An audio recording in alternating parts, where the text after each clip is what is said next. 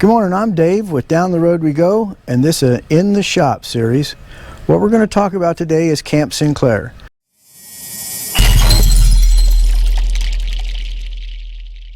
We've been doing a lot of projects and trying to upgrade things while we've been off the road because of the heat and the high fuel prices. So we thought we'd show you what we've been doing, and we've got one major project done already, and that's what we're going to show you this morning. So let's take a look. Now this is our overseas container, and we have it buried like halfway back into the hill there, and what it's for is storms and tornadoes and all that good stuff, which storms are tornadoes sometimes up here. Since we get a lot of them, we've been lucky that we've never been hit. We've had a little damage here and there, but no big deal. The problem is with this can is when you go inside and close the doors, you're in a metal container. You have no cell phone, you have no Wi-Fi, and there's no light in there, so we'd have to sit in there in the dark with a flashlight that was dimming. And after about 10 years, I got tired of it. So we decided to upgrade what we call the can in the back. Now as you can see, I got a 150 watt solar panel up there. Let's go take a look. Let's go take a little look at the roof and see what we've done up there. So now that we're around back of the can, you can see how it's buried up in here, so it's not going to go anywhere. I have seen these things fly off in a tornado, but they weren't being held down. I really don't think this is going to go anywhere. So what we did was, a long time ago, we put this vent on there. It's a solar vent. That way I put a vent in the front door, and it keeps the air moving and it doesn't get so musty and stale in there. But lately the biggest project was putting solar on it. We moved our weather station out here. Got better, you know, out in the open, and it'll read a little bit better. If you'd like to see what's going on at Camp Sinclair and the weather, just go ahead and look for Camp Sinclair weather, and it should pop up on the internet. So anyway, another thing that's up there is a cell antenna. Because the biggest problem that besides sitting in the dark down there, I originally said, well, I want some light, so I'm going to put solar up here and a battery in there so we can have lights.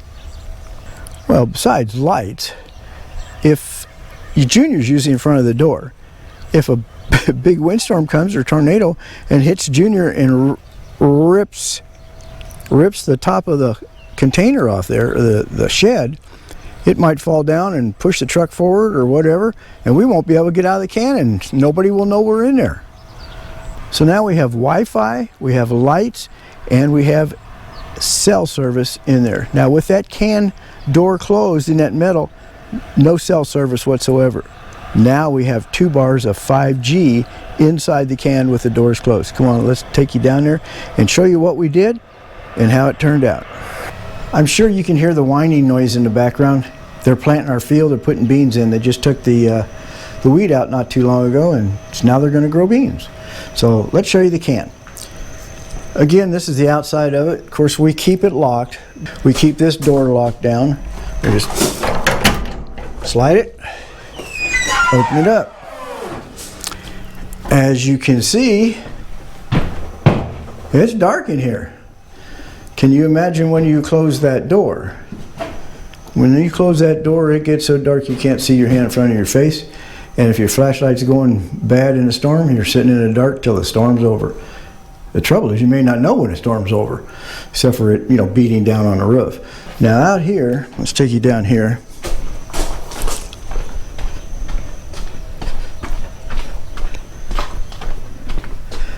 This is where we get the Wi-Fi.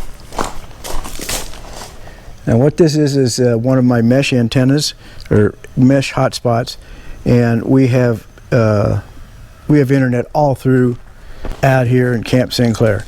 And the head end is on the top of our shop, right, little shop down there, and this is where I brought it in. Yes, I got a little bit of mess of cables right there, because what I did was I ran 3 cables in case I want to hook up a camera, or in case, you know, something goes bad with one of the cables. I got 2 extras. I still need to like wind them up and put them in the back so they're not getting wet and stuff, but besides that, that part is done. Let's go back inside. Okay, again, it's kind of dark in here, even with the door open. So let's turn the lights on. Whoa, got lights. This is a hodgepodge, but it's about as neat as it's going to get, and it works. We drilled into the top of the can up there for all the cables to come down, and of course we used, you know, being the RV friendly stuff, we used the Dicor. And that all comes down here, and we have a deep cycle solar battery. And so far, even with all the equipment running, it just stays right up there. So we brought the solar into a Renogy system. Got two breakers, one for the battery, one for the solar. Of course, we got Bluetooth so we can see what's going on in here. And we have a 400 watt inverter, and it's plugged into this bus bar and straight into the Wi-Fi. We leave the Wi-Fi on all the time because, especially eventually, I think I may go ahead and get a camera put out there. So this is the Wi-Fi power, and of course it comes back down. It goes up to that antenna out front, comes down to the power supply, down into the network.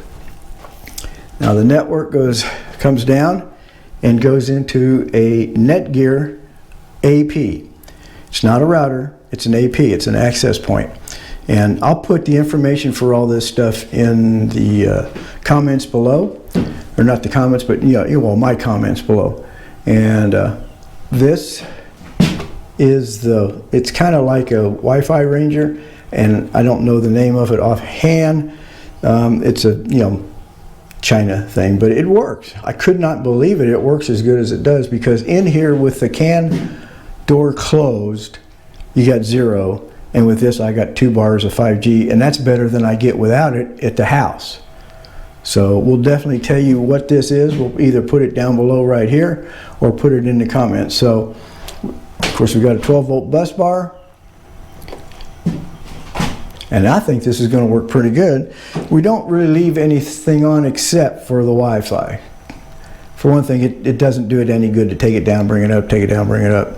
So we leave the Wi-Fi on, and so far we've had no problems with the battery. The battery's good, the inverter's good. I think it came out pretty good. Let's show you what it looks like in here when the doors are closed, and we'll show you the Wi-Fi on my phone, and from there we'll turn everything on and see what happens. So let's go close the door. Okay, granted I don't have it closed tight, but you can see, yeah, you're not getting anything in here.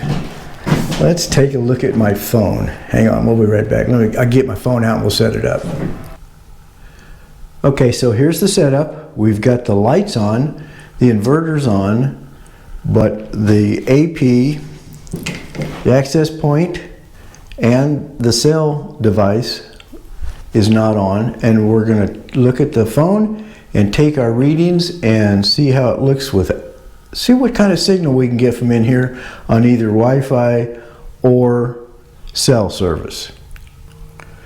So as we can see, up in the corner, up in the right hand corner, I've got no signal. I've got no Wi-Fi, I've got no cell service whatsoever.